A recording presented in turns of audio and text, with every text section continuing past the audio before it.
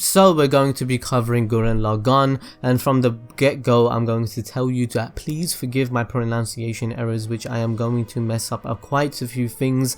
Let's get started with number 1.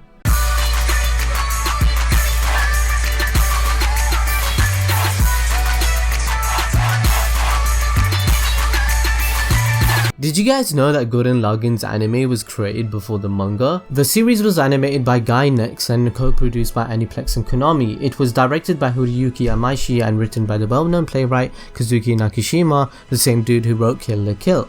The team that contributed to Gurren Lagann eventually broke from Gainex to form Studio Trigger. The anime ran for 27 episodes, airing in Japan between the 1st of April to the end of September 2007, and it was dubbed in English on November 2008.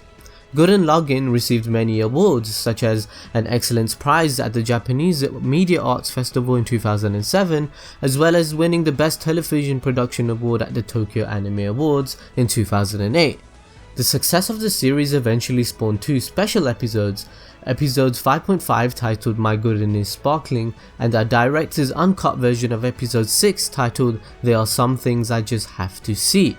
In September 2008, Gurren Lagann the movie Childhood's End was released. The film is basically a rerun of the first arc of the series, episodes 1 through 15. Although the movie does have around an extra 20 minutes of newly animated scenes, so it's all still worth a watch. The second movie, Gurren Lagann The Lights in the Sky Are Stars, followed a year later in 2009. The film focused on the second half of the series, but again had much more new animations than the first film. Hold up. In mid-2007, the anime was adapted into a manga by Kotaro Mori, which retold the events of the anime series. MediaWorks initially serialized the manga until the magazine was discontinued, but then again continued serialization in its ASC2 MediaWorks company. 10 volumes ended up being published, and although the manga follows the same plotline as the anime, there are several changes to the order of the events, and the addition of backstories which was cut from the anime. Some differences from the manga and anime are here. In 2008, to promote release of the first Gurren Lagann movie, Comp Ace published a spin-off manga series called Tengen Toppa Gurren Lagann Gurren Gakuehen. The series takes place in the alternative reality where the setting is changed to a high school. In this spin-off, Simon attends Daiguren Academy, which his childhood friends Kamina and Yoko attend as well. Simon lives in a rundown apartment building and he wishes for a normal life. He then meets Nia one day when she trips down the stairs. She instantly takes a liking to Simon and declares him her husband. She ends up enrolling in Daiguren Academy, and they all three must deal with the threat of students from another academy who wish to bring Nia back to her father, the principal. The main differences in this alternative reality is that there is no gunmen. The concept of Nia and Simon combining by holding on to each other, which gave Simon the power to defeat Viral instead of fighting him on his own in the anime. Nia has an evil personality. Lord Genome is an overly loving father figure that spoils his daughter and thinks no one is good enough for her. His overprotection led to Nia being isolated and the development of alternative personality. Rossio is older than Simon. Kitan runs the Gurren Gang, while Kamina in a separate group consisting of himself, Simon, Yoko and later on Nia. Kitan is somewhat an antagonist in this series as opposed to being a comic relief secondary character in the anime. Another spin-off manga titled Tengen Toppa Gurren Lagann for Koma Kingdom, Yoko no Ohisohen, was published by Futabasha in 2008. The manga acted as a gag and a compilation of very short stories. Both spin-off are a decent read if you're really into Gurren Lagann, so I would recommend reading it. Yes.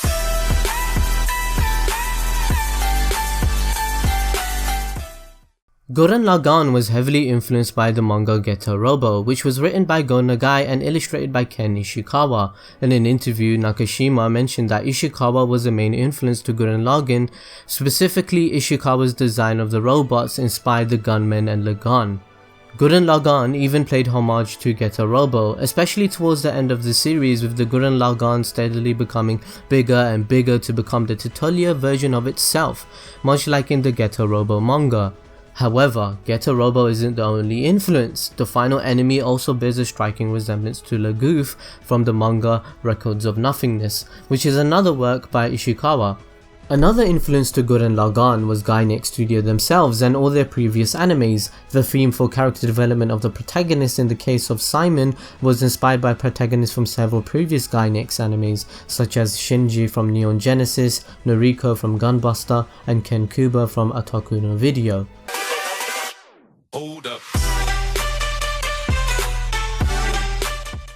Although the series is called Tengen Toppa Gurren Lagann, the anime doesn't refer to that term at all until the last episode when Gurren Laggan reaches its final transformation of becoming Tengen Toppa.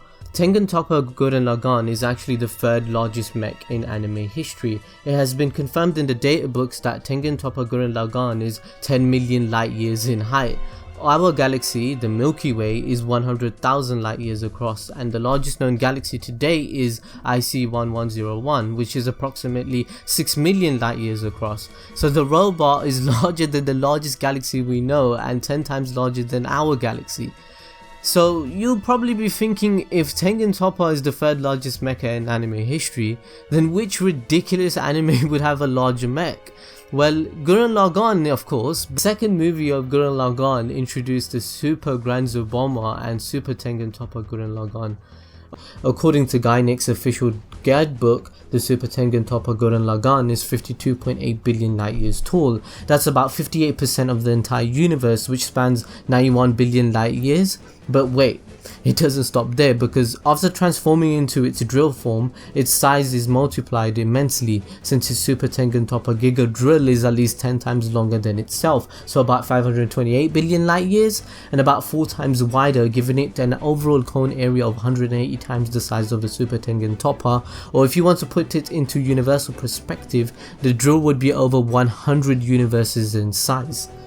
So if you want to go balls deep, theoretically, if the Tengen Toppa Gurren Lagann is 10 million light years across, it would mean that the eventual battle with the equally large Grenzen bomber would last several billion years, considering that nothing can exceed the speed of light. This would mean that the swinging an arm alone might be the feat that would traverse several million light years, which will require the same number of years in real time to execute.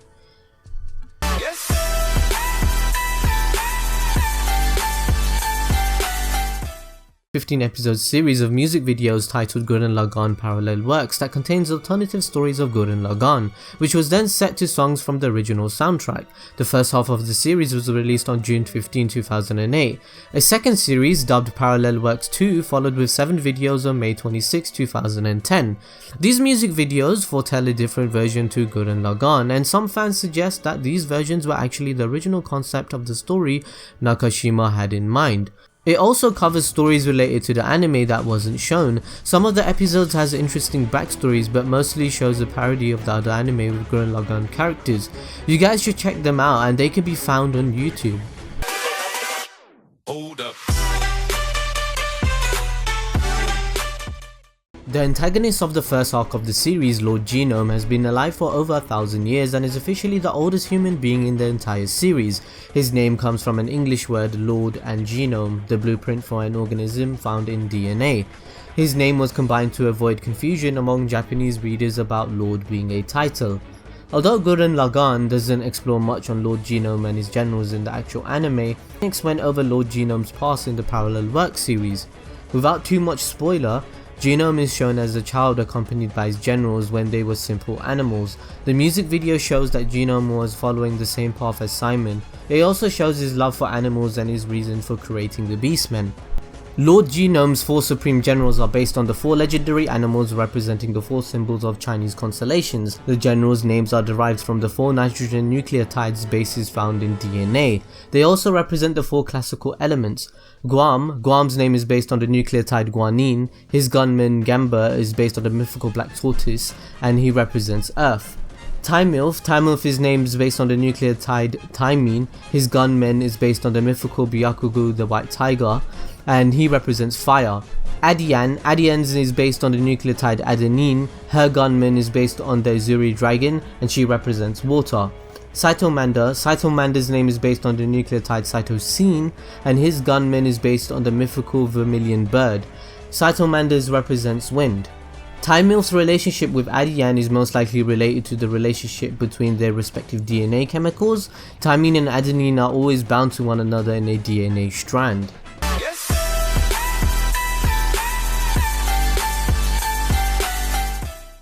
Ian Lucas, the Welsh Labour MP of the British Parliament, suggested the Union flag be redesigned to incorporate some elements of the Welsh flag. Following this controversy, the British newspaper The Daily Telegraph decided to hold an online competition to design a new Union Jack.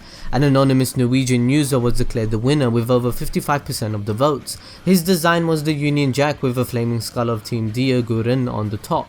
When asked about his design of the new flag, the newser stated that it represents shouting union and joining together, kicking reason to the curb and doing the impossible, fighting the power and piercing the heavens. Hold up. So there were many changes with Gurren Laggan. So many concepts were changed or cut off altogether. In an interview with Mania.com, a number of key staffs were asked about the production and research process for the show. Yoshinari, the mecha designer, remarked that he seemed to recall doing a lot of research on what it would be like to live underground and what materials would be needed. However, despite all his research and hard work that he put into it, they only spent one episode underground before they went up to the surface. This made Yoshinari question all his hard work that he did. This was due to the time and budget reasons. About 40% of the show's budget was reserved for the last few episodes, so not to run into the same problem with Evangelions, for example. This was also confirmed by Yoshihiro Takeda, the project planner and co-founder.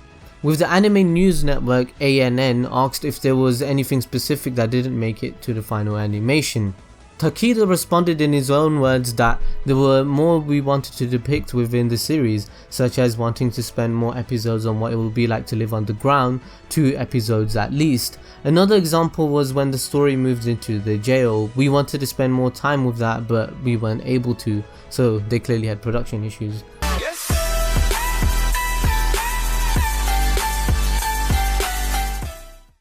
The opening scene to Gurren Laggan is still strongly debated among fans. In the opening intro of episode 1, you can see someone who looks a lot like a grown-up Simon, but without the goggles, an adult Buta. Fans either suggest it is an older version of Simon or Kamina's father.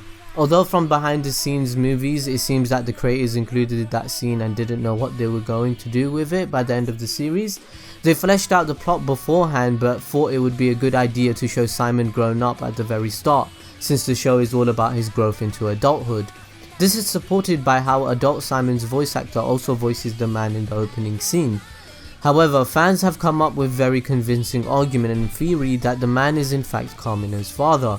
A Tumblr user, LincolnBot2000, wrote a theory which revolves around Buta and how he was Kamina's dad, a companion, and ends up looking over Kamina's and Simon. Kamina's dad was the captain who first led the fight against the anti-spiral with Genome as second in command, and when they got into Lord Genome's mine, Genome killed everyone on board the moonship Gurren Laggan. Kamina's dad ejected with Laggan and Buta and crashed into a current Jiha village. Genome, Buta and Kamina's dad are all blessed with immortality from their fighting spirit. Simon is also rumoured to live forever too, as he has the spiral eye like Genome. We put a link down in the description box if you want to read more about this theory. However, although the theory about Kamina's dad is well thought out and provides an interesting twist to the opening, it's a high chance that it's not actually Kamina's father but actually just Simon, because the creators confirmed that intro was supposed to be part of the ending, but they decided to go with an alternative ending to the series as a whole. Hold up. The song Libera Me From Hell is sung in Latin, the opera, and it translates to death, despair and failure. The opera is symbolic for the anti-spiral, while the rap is for Team Toppa Gurren.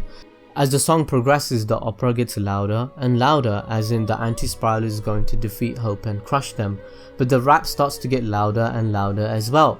Near the end of the song, the opera and the rap is sung on top of each other, and they escalate in volume until the words "Row, row, fight the fight" is screamed for the final climax of the song. All of this signifies Team Gurren's fight against the impossible. You can find the subtitles for the opera in English in this link below in the description. The opera was symbolic of the past and the rap is symbolic of the now. It's a rather recent form of music. and the two styles mesh its form, that combination of the hopes of the past and the dreams of the future. This song basically plays in episode 23 to episode 26. Anyway, there's a few bonus things you might want to know. Gurren Lagann inspired many memes within the internet community. For example, "Who the hell do you think I am" is also referred to "Who the hell do you think we are." It's a rememberable line associated with Kamina. There's another meme that goes on that's a popular trend with Kamina's glasses, as it refers to his photoshopping Kamina's glasses onto things. But anyway guys, I hope you hit the like button and watch our other content and other videos, and forgive all my pronunciation errors. We've also done a few skits and a few funny quizzes and every other thing. But yeah, follow us on Twitter and Facebook, help support us and spread this video. We love you guys. Thanks for the support, and thanks for having so much patience with us. We're working full time, you know how hard it is. But yeah, I'll check you guys out in the next video.